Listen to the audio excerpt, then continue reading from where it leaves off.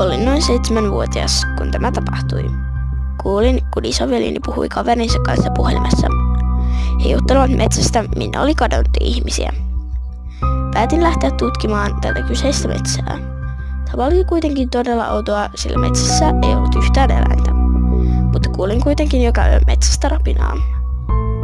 Kun olin kävellyt jonkin matkaa polkua eteenpäin, sain viestin. Minulla ei kuitenkaan ollut kenttää puhelimessani, mutta päätin silti vilkaista puhelinta. Kun nostin katseeni puhelimestani, huomasin, että olin eksynyt.